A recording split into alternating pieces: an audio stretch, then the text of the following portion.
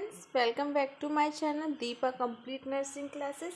आज का हमारा टॉपिक है फिजियोलॉजिकल एंड पैथोलॉजिकल जॉइंटिस। आज हम इससे रिलेटेड क्वेश्चन आंसर देखेंगे।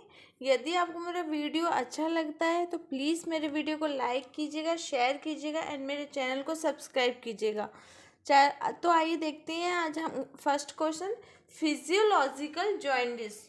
क्वेश्चन को ध्यान से पढ़ना है, यहीं से क्वेश्चन का आंसर डिसाइड होगा। क्योंकि physiological jaundice in infant appear, infant में फिजियोलॉजिकल जॉइंटिस कब दिखाई देता है? ऑप्शन ए बोला गया है at birth, option B within first week of life and option C second week of life, option D none of the above. तो हमारा राइट आंसर हो जाएगा इसमें ऑप्शन बी। जो फिजियोलॉजिकल जॉइंटिस होता है वो इन्फेंट में फर्स्ट वीक ऑफ लाइफ में हमको देखने को मिलता है। आइए हम थोड़ा सा देख लेते हैं फिजियोलॉजिकल जॉइंटिस को और क्या कहा जाता है। तो फिजियोलॉजिकल जॉइंटिस को नॉन पैथोलॉजिकल जॉइंटिस भी कहा जाता है। और ये इन्फेंट में हमें कब दिखाई देगा? तो ये जन्म के 48 से 72 घंटे बाद ही दिखाई देगा। ये कभी भी 24 घंटे के अंदर नहीं दिखाई देगा। फिजियोलॉजिकल जॉइंटिस जो रहेगा वो कभी भी जन्म के 24 घंटे के अंदर दिखाई नहीं देता है। इसी से हम डिफाइन कर सकते हैं फिजियोलॉजिकल और पैथोलॉजिकल को।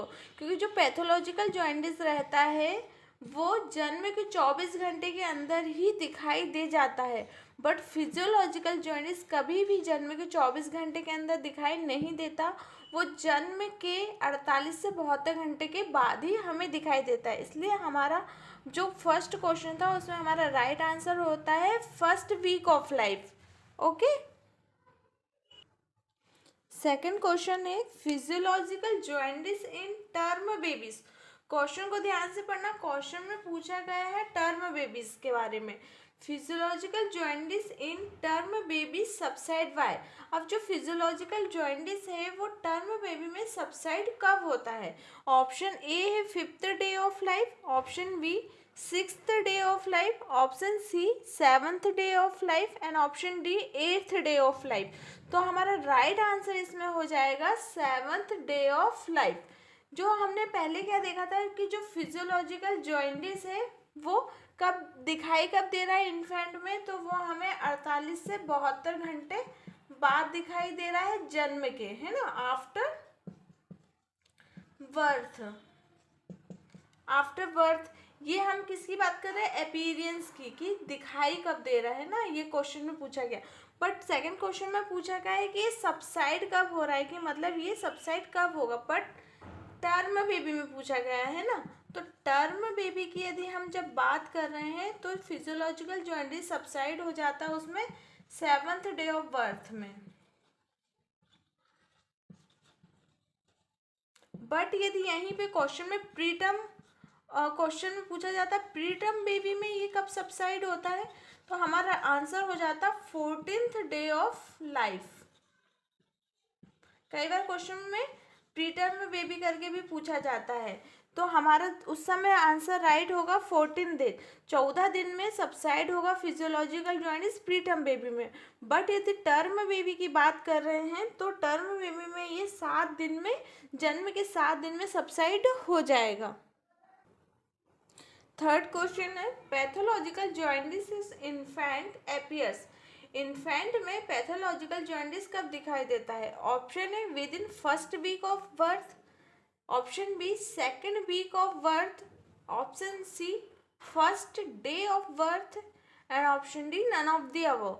तो हमारा राइट आंसर इसमें हो जाएगा option C first day of birth. यही डिफरेंस है दोनों जॉइंटिस में। जो फिजियोलॉजिकल जॉइंटिस है वो फर्स्ट वीक ऑफ लाइफ में दिखाई देता है, इसमें कंफ्यूज नहीं होना है। बट यदि पैथोलॉजिकल जॉइंटिस की हम बात कर रहे हैं तो वो फर्स्ट डे ऑफ लाइफ में ही दिखाई देता है, या इसे हम बोल सकते हैं 24 घंटे के अंदर, within 24 hour, within. Option में कई बार ये भी पूछा जाता है विद इन 24 आवर। तो हमारा राइट आंसर यही होगा, विद इन 24 आवर में जो जॉइंटिस दिखाई देगा उसे हम पैथोलॉजिकल जॉइंटिस कहेंगे। या इसको क्वेश्चन को ऐसे घुमा के भी पूछा जा सकता है, फर्स्ट डे ऑफ लाइफ, तो फर्स्ट डे ऑफ लाइफ और 24 आवर, विद इन 24 दोनों एक ही बात होती है। इसलिए जो जॉइंटिस हमें 24 घंटे, जन्म के 24 घंटे के अंदर दिखाई दे रहा है वो पैथोलॉजिकल जॉइंटिस कहलाता है। बट जो फर्स्ट वीक, एक सप्ताह के अंदर दिखाई देता है वो फिजियोलॉजिकल जॉइंटिस कहलाता है।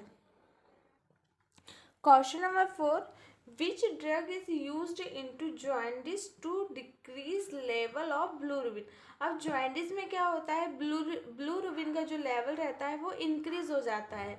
अब इसको डिक्रीज करने के लिए जिस ड्रग का यूज़ किया जाता है वही हमसे क्वेश्चन में पूछा गया है। तो ऑप्शन ए दिया है हमें vitamin K, option B wild salt, option C phenobarbitone and option D none of the above. तो हमारा राइट आंसर इसमें हो जाएगा ऑप्शन सी, फिनोवार्बिटॉन। इसे गार्डिनल भी कहा जाता है। ये क्या करता है, जो बिलिरुबिन का लेवल रहता है जो बढ़ गया है जॉइंटिस में उसको डिक्रीज करने में हेल्प करता है। इसमें विटामिन के ऑप्शन में दिया गया है, ये कब बेबी को आफ्टर बर्थ दिया जाता है ब्लीडिंग को रोकने के लिए। Question number 5, baby developed jaundice with in 24 hour of birth, it is indicative of. एक बेबी को जॉइंटिस डेवलप्ड हुआ है विद इन 24 आवर, 24 घंटे के अंदर ही, जन्म के 24 घंटे के अंदर ही यदि जॉइंटिस डेवलप्ड हो गया है तो वो किसे इंडिकेटेड कर रहा है। फर्स्ट ऑप्शन है physiological jaundice, second pathological jaundice, C drug toxicity and D none of the above. तो हमारा राइट आंसर हो जाएगा इसमें ऑप्शन बी। जैसा कि हमने पहले भी देखा है कि जो जॉइंटिस 24 घंटे के अंदर ही, within 24 hour of birth, जन्म के 24 घंटे के अंदर ही हो रहा है उसे पैथोलॉजिकल कहेंगे, और फिजियोलॉजिकल किसे कह रहे हैं, फर्स्ट वीक ऑफ लाइफ। यही डिफरेंस है। तो इस क्वेश्चन में हमारा राइट आंसर हो जाएगा पैथोलॉजिकल जॉइंटिस। अभी जो पैथोलॉजिकल जॉइंटिस होता है इसमें क्या होता है, सबसे पहले तो हमें पता है ये 24 आवर ऑफ बर्थ में दिखाई दे जाएगा। जब इतने जल्दी बच्चे में हमें जॉइंटिस दिखाई दे रहा है तो उसका क्या रीज़न हो सकता है। उसका रीज़न है कि उसमें हीमोलाइटिक डिसीज़ है और न्यूबॉर्न बेबी में, जैसे कि क्या हो सकती है वो G6PD एंड इरिथ्रोब्लास्टोसिस फिटालिस।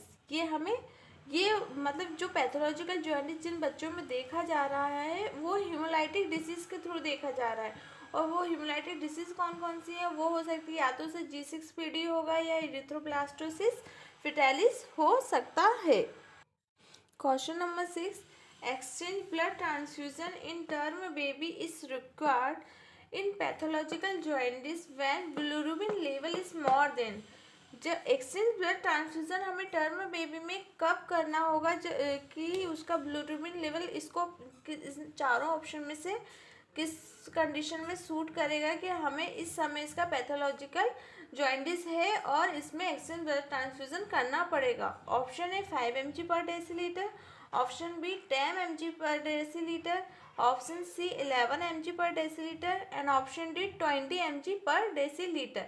तो हमारा राइट आंसर इसमें हो जाएगा 20 mg पर डेसीलीटर। जब टर्म बेबी में बिलिरुबिन का लेवल 20 mg पर डेसीलीटर से ज़्यादा हो रहा है तो ऐसी कंडीशन में हमें इसमें एक्सचेंज ब्लड ट्रांसफ्यूजन करना होगा। Question number 7, phototherapy is used for the treatment. Phototherapy का यूज़ इन चारों डिजीज में से किसके ट्रीटमेंट में किया जाता है। Option A fever, option B diarrhoea, option C jaundice and option D cyanosis. तो इसमें हमारा राइट आंसर हो जाएगा ऑप्शन सी, जॉइंटिस के ट्रीटमेंट में हम फोटोथेरेपी का यूज़ करते हैं। अब ये फोटोथेरेपी क्या होता है। फोटोथेरेपी एक मशीन होती है जिसमें ना बेबी को यूवी लाइट दी जाती है। इसमें बेबी को यूवी लाइट में रखा जाता है। जिससे क्या होता है कि जो अनकंजुगेटेड ब्लूबिलिन रहता है,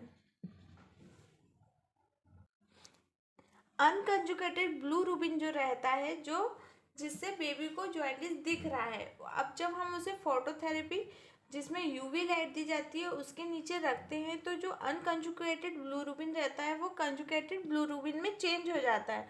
मतलब वो कैसा हो जाता है, वाटर सॉल्युबल। जो पहले कैसा था, फैट सॉल्युबल था, है ना, फैट सॉल्युबल था, इसलिए इसको बोल रहे थे अनकंजुगेटेड। जब हमने बच्चे को फोटोथेरेपी में रखा, उसे यूवी लाइट मिली, तो वो ब्लूबिलिन किस में चेंज हो गया, कंजुगेटेड ब्लूबिलिन, जिससे वाटर सॉल्युबल होता है। अब ये क्या होगा, यूरिन के थ्रू उसकी बॉडी से बाहर हो जाएगा, जिससे कि उसका ब्लूबिलिन लेवल कम होगा और उसका जॉइंटिस ट्रीट किया जा सकता है। यदि आपको मेरा वीडियो अच्छा लगा हो तो प्लीज़ मेरे वीडियो को लाइक एंड शेयर कीजिए और मेरे चैनल को सब्सक्राइब कीजिएगा। Thank you.